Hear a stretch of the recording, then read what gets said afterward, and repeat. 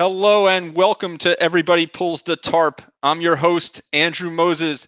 Joining me today, a very, very special guest, Richard Davis, the president and CEO of the MakeAWish Foundation. Welcome to the show, Richard.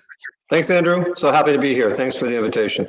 I am so excited to chat with you, Richard. I know, we caught up about a month or so ago. You're doing phenomenal things at MakeAWish as always. Yep. But what I really want to dig into is a lot of what got you to MakeAWish and the many decades of work before, and then we'll talk about what you're doing at MakeAWish. So Richard, where I want to start, I want to go back. I think your first job, you were 18.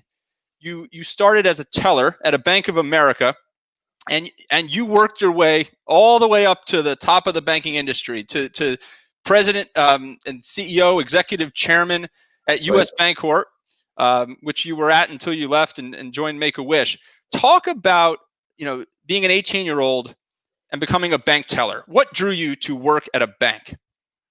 Thanks, Andrew. So, and I think I know the audience pretty well, so I'll add to the story because it actually starts before that.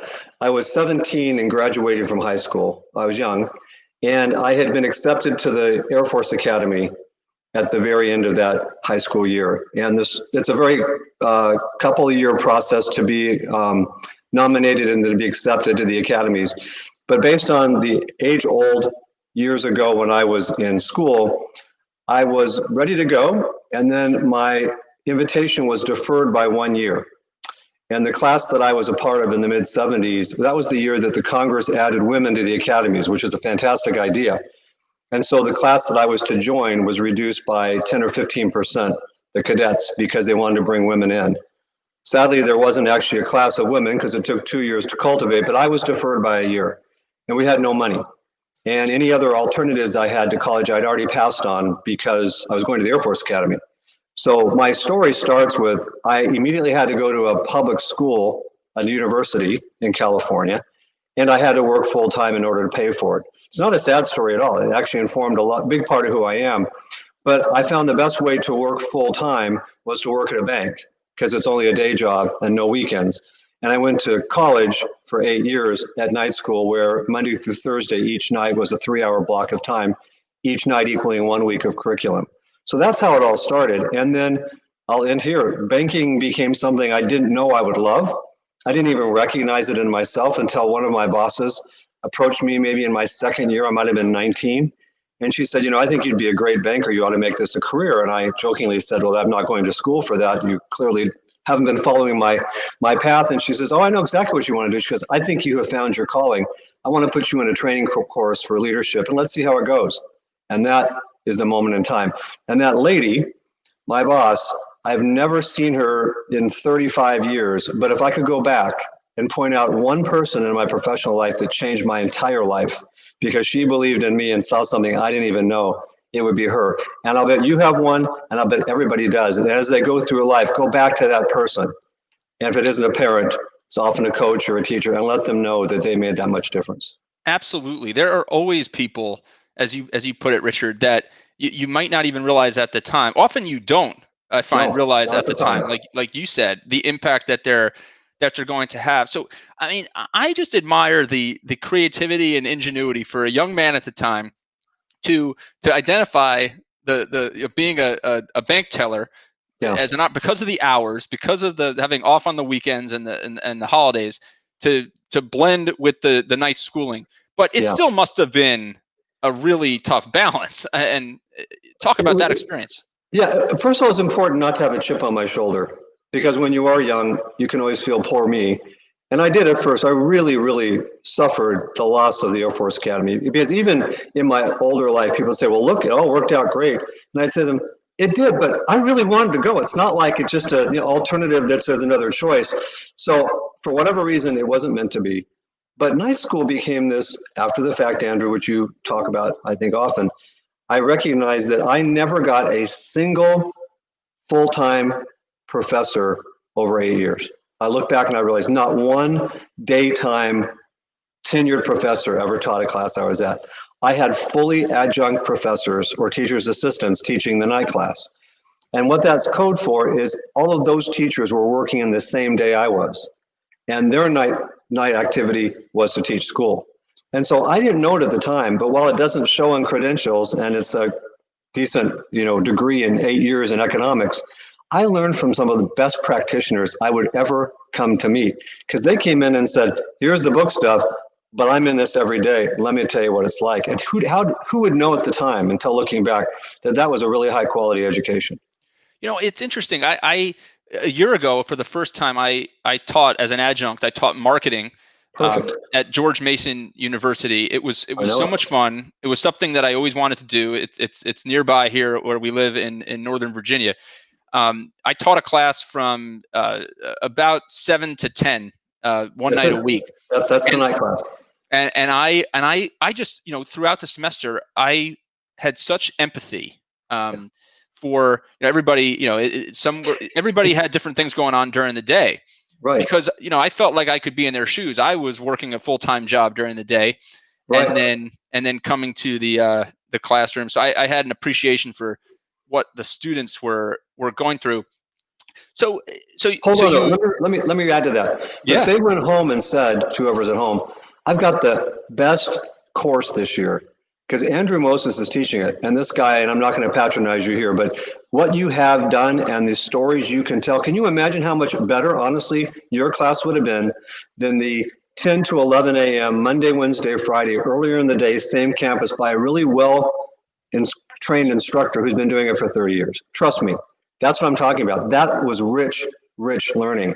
And the other is nice, but actually I would see a real high quality that comes from practitioners. Well, that's very kind of you to say, Richard. I appreciate that. I took some classes in the evening and I took some classes during the day, but I had professors, great professors throughout the day and night. But I do see what you're saying. It's interesting, right? And it's certainly with what you were doing at the time in trying to balance it all, it was certainly a point of connectivity, and you were dealing with real practitioners who were working during the day. Think of yourself. Talk about pulling the tarp. These are people who do it for a living, already know how. They've already succeeded, and they choose to come back and help others do it too.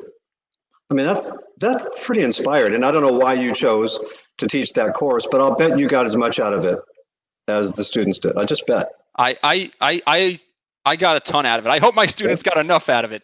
I bet they did. I'll go check your satisfaction scores after we're done here. That's right. Rate my professor and the exactly. The scores. You just mentioned pulling the tarp, and Richard, we've talked about it. The reason I call this show "Everybody Pulls the Tarp" is because I have a philosophy and a mindset that great teams and great organizations are powered by individuals who contribute in unexpected ways, who go outside the boundaries of their job description, who never say that's not my job, and who do whatever it takes. Correct. As you were rising from bank teller to, again, there's a million stops in between, but bank teller to where you ended up in the banking industry as the executive chairman and CEO of the 5th largest commercial bank in the country. Right. That's a pretty significant rise. I'm sure you had your tarp pulling moments. What were the little things you did throughout your career that you feel like really accelerated your success? So first of all, I love the idea of pulling the tarp. So let's start there. Philosophically, my paradigm is that it's important to know that you're lucky and smart. And I want to pause there for a minute, because all of us are as lucky as we are smart, and some people are just more fortunate. And it's important to never forget that, because if you ever think you got here all on your own and you did something so perfectly choreographed that's the only reason you're successful, I think you'd be wrong. And so there's a humility that comes with that, servant leadership, if you want to call it. So the first philosophy is expect nothing of your team that you wouldn't expect of yourself. Wait for it, and prove it through your actions, not your words. And so all the little things are those moments where you never found yourself in any level of hierarchy when people expected it. If we're going to go paint houses for a habitat, who's going to climb up on the ladder and hang from the eaves? I'll do it. And the joke is, well, you shouldn't do it. Well, why shouldn't I do it? Well, because if something happens to you, you're the boss. No, I can paint well up from high. I'm not afraid of heights, and we're all in this together. There's no hierarchy. But the other thing I want to say, Andrew, don't forget, though, there are moments when the hierarchy is also important, because people want to know when a decision has to be made, a hard one, that you are ready to make it. You have to distinguish. You have more than one role to play. And when you don't need hierarchy, to get anything done, then drop it and be pari passu with everybody. But don't be hesitant to be the one that steps up and says, we've got to make this decision. And I've been vested with that responsibility. But humility wears itself most brilliantly when you're not trying to lead. So I want to make sure I understand correctly what you're saying there. That's really interesting. So there's when hierarchy is important, kind of seize it and show that you're the leader and ready to make the decision. But when hierarchy is not warranted, which is probably in most instances, drop it. Roll up your sleeves and lead by example. Absolutely. And expect no visibility for it and no attribution. I mean, literally, that's the other part. Is if you're in the middle of helping everybody do the same thing and you stop for the photo op because the CEO's helping paint the house, you've lost it all. The answer is don't take a picture of me. Get a picture of these guys over here. Look what they're doing with their free time. And it just starts to wear well when you actually do believe you're not at all any more important than anyone else, but ready to jump in when you have to. So between bank teller and CEO, you right. I'm sure you made some nice jumps in terms of your title and you climbed the corporate ladder. But right. you've told me that you believe that you made more lateral moves in your career than anybody know. Anyone I've ever met. And that's a little courageous, but I'm going to tell you right now, it's the smartest thing you can do if you're listening, because it's a pretty easy example. If you and I, Andrew, were going to build a 2-story home, we would lay the foundation X wide and X deep. But if I told you this house potentially could be 8 stories tall, we would build the foundation wider and deeper for the stability that's necessary to go higher. So simply put, I just built a way larger foundation and spent more time building out so that you could build up. But I'd like to confess, it wasn't choreographed that way. I didn't think of how smart that would look in hindsight. But what it did say is when I was asked to take on another role, I was always willing, always willing. It didn't matter. I didn't start with how much is the pay or what's the grade level.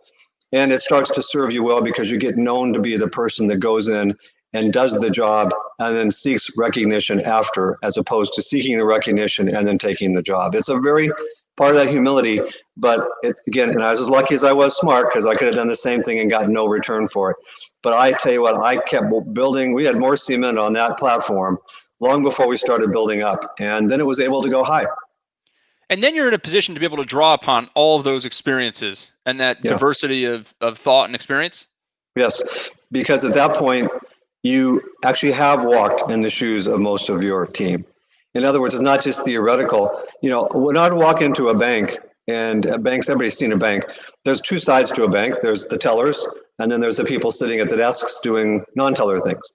Because I started as a teller for years, as I would go to visit branches and I would get handled, people would drive you there and prep you and all that, I'd walk right and go straight over to the tellers. And I'd start saying hello to tellers and customers, and everybody over on the big people side would be like, why is he over there? And the answer is because right now, I want to thank them for what they're doing every day. And I know you're available because I see your seats empty. So it's a matter of behaving in a way too that shows that everyone's got an equality and equal value. And it pays you back dividends as long as it's authentic. I'm giving you no advice here that is choreographed or crafted based on a best practice that isn't authentic. Don't do it if it's not, because people will sniff it out. Well, you can see clearly in talking to you, Richard, the authenticity. So that's why I'm curious, because I'm sure we'll get an authentic answer on this question. You're at the top of the banking mountain. You're the CEO and executive chairman of U.S. Bancorp, as I mentioned, age 59, I believe, at the time. Correct. And you make the decision to leave. I know part of that is a belief you have around succession planning and how to enable the future. Talk about that decision, and then we'll get to MakeAWish. Yeah, I love this. So I became CEO at 48, and I said then, it wasn't 10 years later, I said then, I should serve no longer than 10 years if to the board you're willing to have me. Why not, they said. I said, because I don't think anybody should run anything for longer than 10 years. And I say this, Andrew, because if you're a good leader, I believe this very soundly, then you start to leave your impact and it starts to look like you, like a family. And if you're a really good leader, then you realize that after a while, it needs another leader. And so the self-actualization that says I shouldn't be running it for my own benefit, but be privileged to run it while I can, So I'm going to say 4 years before we transitioned, I said to the board, we're coming up now to the 10 years. I'd like to execute on that plan. And I remember the reaction was like, oh, I didn't think you meant that when you said it. I mean, why would you leave now? We've gone through the recession. We're doing so great. I said, because I still believe what I believed. And let's take the time we need to get the right successor. And so as it turns out, I left after 11 years just because it wasn't perfectly choreographed, but it was a sound belief that running anything, it doesn't matter, CEO is just another title. If you stay anywhere too long, if you know the second curve theory is as you work your way up, you get to a precipice. And if you don't re-evolve and jump the curve and do it again, you will go on down the backside of the curve because you will fail to innovate. And that's what I think happens to leaders. Average CEO in America last I looked is 4.5 years. Now that's a combination of those who recognized they were there long enough and those who actually didn't work out very well and got asked to find the door. But I do think that it's important that you lead as long as you can while you're still relevant and fresh, and then believe yourself not to be so capable that you can evaluate the next curve. Let someone else do it. What fascinating advice. And again, back to your authenticity. I mean, you know, Yeah. 11 years isn't exactly 10, but again, it's not perfectly choreographed, but pretty darn close. How do you, okay, so then how do you go from US Bancorp to now the president and CEO of MakeAWish? Talk about how that phone call or email, or how does that happen? So, you know, I also would tell you that you should never set a goal, just set a direction so that it's not limiting. So if you were to set a goal, by the time I'm, 45, I want to be the division president of whatever. Gosh, in 3 years, if you're 42, do you know how many other roles could have come up between now and then? And you've missed all those because you're working toward one that's there today. So I retired from US Bank on purpose, on time, with no plans on where I would go. But I said, anybody who was asking, I'm going to go seek an opportunity to run a not-for-profit because I feel like that's first derivative impact. And I think that what I've learned over 40 years in business might be helpful, but only if there's one out there. So I began the search after I left the bank. So I didn't do it while I was coming up to the end. I wasn't afraid I wouldn't have something to do. I wasn't trying to be a good doer after years of corporate America. I always planned to do this. And a number of paths came along. MakeAWish was the one that made the most sense. I fell madly in love with it.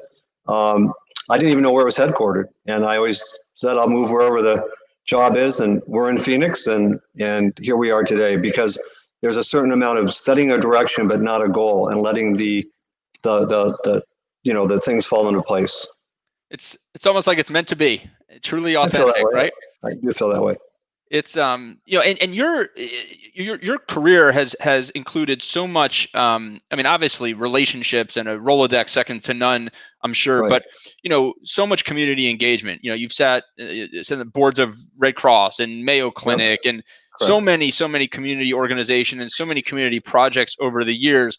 Talk about that for a minute, and obviously you've been involved in so many nonprofits and community initiatives, but how did that impact your career before we get to MakeAWish? We'll talk about that in a second. These are great questions, by the way, just so you know. It completely informed it. So I will say this to you, you're too young, but everybody's too young for this. If you think back to good old America, back in like the early days, think back in the Wild West. There's a TV show called Bonanza that used to be around. And in the old days when America was growing up, you go to a Western town and there was a saloon and a bar and a jail and a hotel and a general store and a bank, always a bank. And I'm not being goofy here. The bank was always the center of the community. It's where the money was. Money equaled growth, and it had a chance for people to have beliefs and dreams that the bank could help facilitate. In fact, as a sidebar, every dollar of deposits in a bank today is $7 in loans. That's the leverage of banking. So if you gave me $100, I have permission soundly to make $700 in loans. That's how America grew. I mean, banks really were the backbone. So with that as a backdrop, banks have always been in the community. And take it back to probably your parents' days, like my days. You'd go to a bank, and on Saturdays, the banking office had a community room. And whoever in the community wanted to gather, they go to the bank because it had the room and the space for people to meet. So as a banker, I started getting involved in not-for-profit because good bankers got involved in their community and did things that were helping it grow and thrive. And then I just got smitten. And so I started being in non-for-profits as one of my favorite pastimes. But the question you haven't asked yet is, being on a board is not like running it. Because a board member, you come in once every 90 days, you're immersed for 20 hours, half a day, you give your guidance, you give your support, and then you're out. And then you leave behind a team that's killing themselves between those 90 increments to do the work that that community needs so much in a not-for-profit space, which definitely doesn't get this kind of attention that for-profit does, but its remarkable influence on the community is actually greater than people know. Sure is, and an organization that's made so much impact is MakeAWish, and Yes. so many of the people watching and listening to us today have heard of MakeAWish, but I think few probably understand the mechanics of how you guys do what you do. So let's spend a minute just let's give the audience some perspective on the mechanics. How does MakeAWish work? Got it. 40 years old. First wish was here in Phoenix, which is why we're headquartered. And MakeAWish, Andrew, in 1980, when it started, was a charity for dying children. So I want to get this really clear, because it's not anymore. So it really was the last wish of a dying child. And how beautiful and pure is that? However, in 1993, which matters last, but many years ago, it was redesigned to be a charity for children with critical illnesses, many of which could be fatal. But the residents of a hope in their treatment time turns out to be life-changing. So the way it works is this.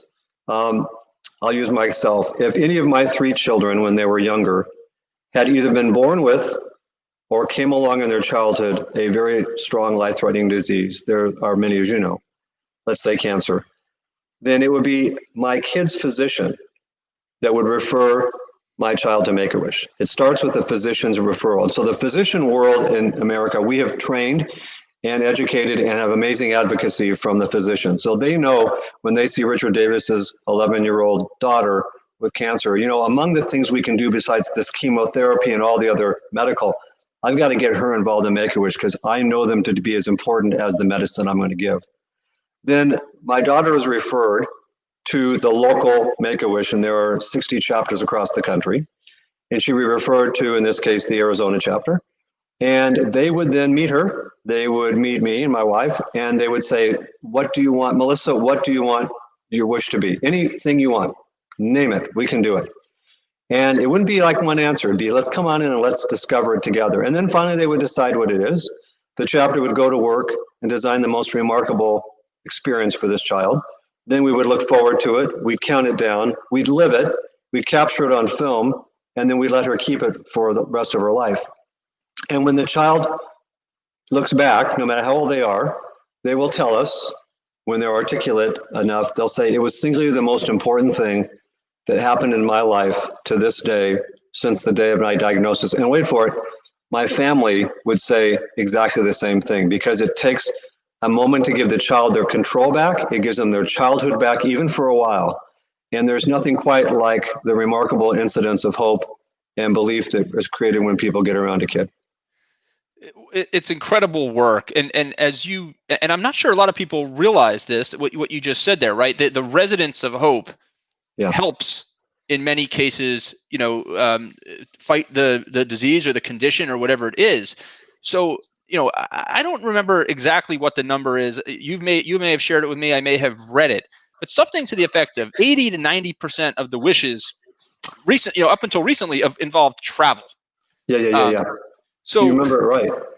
So let's talk about the pandemic and all the social distancing. How has that, forced you guys to pull the tarp in new ways? Right. I was going to go there next. So the tarp is still there. We still need to protect the grounds crew, needs to protect the field. But it's now snowing, not raining. Tarp is still important, but it's just a different purpose. So in MakeAWish world, 15,000 annual wishes a year. 2 kids, by the way, I should have said this earlier, 7 in 10 of our children graduate to adulthood. So 7 in 10 can tell the story later. And even those who don't pass through childhood, it's still just as remarkable. But what you remember is I told you that nearly 90% of those 15,000 wishes included a travel by air and or a visit to a large destination. Think Disney World. Think an NFL game or the Super Bowl. Either of those would qualify. Think a trip to Hawaii, a trip to the Galapagos, a chance to go meet the Pope. All that to say is it just completely squashed our wish pipeline. So, not to be dissuaded, because after all, we're dealing with kids who believe in anything, and we have to believe for them. We changed the approach this year for the first time. And if you remember the old adage, the genie in the bottle, and the genie in the bottle gives you 3 wishes. You get to rub on the bottle and pick 3 wishes. So now the next child, let's go back to my example, Melissa would be brought in today and say, you get to wish for anything you want. You get 3 wishes. One of them cannot be a travel by air, and it cannot be to a large place of destination. So you can be those, it can be the Galapagos, and it can be Disney, but give me a third one so that if we can't get to it soon enough, we can do that wish. And we never let them be ranked. And soon enough, by the way, means in the window of their therapy and their medicine, because if we're not a travel agent, we don't want to do it 5 years from now. We do it right now when they need that experience. So the other day we celebrated Macy's, brought in 6-year-old Elizabeth from Northern California, and she didn't have to go to New York City. Their folks virtually, she designed a dress. And right this minute, Macy's online, Elizabeth's dress, the one she designed, is for sale in Macy's. Amazing. And then we get some proceeds, but Elizabeth got the experience of a lifetime, right? And so you can be mayor for a day. You can have a camper. We can get you on an experience with Oprah Winfrey. She just did one last week. 1,000 of the 15,000 wishes are celebrities, and the celebrities are remarkable people. I'm falling in love with more and more celebrities because I see how they have treated this situation. But if you would be a celebrity, so if a kid wants to meet you, the hope was they were going to fly to you, meet you somewhere in Northern Virginia, or meet you at a sporting event, get to spend some time with you and get to know you, get a photo op and all that. Well, now it's going to be a video call like we're having. Instead of it being lesser of a wish, you end up doing more than your 10-minute offer to spend time. Almost all these wishes have been an hour or longer. The child and the celebrity spend very close time getting to know each other. The celebrity takes them around. You know, Duff, the chef, the other day walked a child through his garden to show where all the food comes from. By the time they're done, they have personal telephone numbers. They've had wonderful experiences. They still make a promise to get together. The kids captured it on video, so they got all the bragging rights. And the child often says to us, just so you know, this was better. Meeting Ryan Reynolds for 45 minutes was better than what I thought would be going to his movie production and meeting him at the end of the day.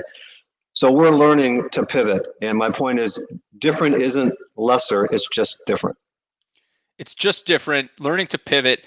The celebrities you described there, pulling the tarp, contributing in unexpected ways, it's incredible. But you all MakeAWish also relies on 40, 50,000 volunteers and 12 or 1,300 employees on your team. Correct.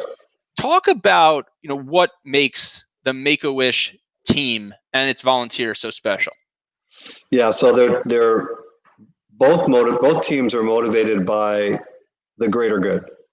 They have to believe that the value of one child's life has the infinite power of changing everyone around them. You have to believe that. Because if you think you're just helping one child at a time, it's not near as inspiring than if you believe you're creating a whole community. I'll give you an example. In the state of New Hampshire, because of the police chief in the largest city, reaching out to all the police chiefs in every part of New Hampshire, as an example, every wish child in New Hampshire that is traveling on their trip pre-COVID gets a police escort to the airport, because that one police chief realized that for his team of officers to be able to spend a little time every once in a while something that inspired has changed their love for their job and for him as their boss and for their ability to be community servants in a way that's not just protecting you, with a gun and from bad people. So the gift of giving is what our staff and our volunteers have already learned. There's the old adage that it's better to give than to receive, and we all kind of gloss right over that because it sounds right. You've never seen it in spades more than in MakeAWish. So if I were to ask you right now to grab your phone and to do a selfie video for 60 to 90 seconds and narrate with no script a message to one of our wish kids who you'll never meet, that you know about MakeAWish, you're excited to hear about their wish, You want them to know that we're still all out here pulling for you. We know your wish has been slightly delayed, but I'm just as proxy for all these people that love and care for you. You will call me back and say, first of all, I can't believe it was harder than I thought to say that message because I didn't know what I was going to say. I can't believe what came out of my mouth because I care now so much for this kid I haven't met. And you feel like when your head hits the pillow at night, of all the things you could have done with your life that day, you did something really, really special. And the gift is in many cases in the giving. So that's what our team and our volunteers know. And with it though, you haven't asked, but the other part is, it sounds sad because some of these children are in very dire situations. Some are not physically well. Sometimes the wish has to be delayed. And on occasion, we have what we call a rush wish, which is an imminent end of life. And I want to just give you this last story because one of our best partners is Disney. They've been with us forever. And Disney is remarkable in so many ways, but who tells stories better than Disney? I mean, they are the storytellers. And I'll tell you, their own words, the only other people that tell stories as well is the MakeAWish team. And we had their Imagineers, their best Imagineers, come to one of our meetings with our chapter CEOs. And we spent 3 hours talking about storytelling. And we were there with the intent for Disney to teach our people. And our people were telling our stories. And the meeting was ended. And one of the Imagineers from Disney, who was 40 years with Disney, it was her last official work day was with our team. And she came over to a bunch of our folks at break. And she says, I just want to know, your storytelling is remarkable. Your stories are brilliant. She goes, how come you guys never cry? She says, I'm crying at the videos I'm showing you of Disney stuff, and you're not crying. I'm crying at the stuff you're showing me, and you guys aren't crying. And she says, why aren't you guys like crying? I'd been in the job 2 months, and I come up to listen in on this story, and I out loud said, yeah, what about that? How come we don't cry? And one of the chapter CEOs looked over with the others instead, and she says, well, that's easy because this is hope. This isn't sad. This is hope. We are absolutely on a mission to help these children believe that there's a community around them that will care for them no matter what and no matter how. And the Disney lady and I both went, you had me at hello, that's brilliant. But you have to rethink it because it's a different lens to an otherwise challenging situation. Richard, this has been fantastic. I could talk to you about this for hours, and maybe we'll do a part 2 one day. But again, what a place to wrap up on hope and how hope inspires some of the greatest work that any team or any individual or any leader could do. Congratulations to you, Richard, on all of your success. You're still writing the story, and it's an illustrious story already. Kudos to you and the team at Make-A-Wish for pivoting and seeing that opportunity to pivot and delivering on this critically important work. And most importantly, thank you for spending a few minutes this week with Everybody Pulls the Tarp. Andrew, I got to say thank you back. And do you have any idea how much respect you provide us by making us one of your special guests and allowing us to tell this story? I do believe that we have a future ahead of us that will be greater, crafted through this difficult time.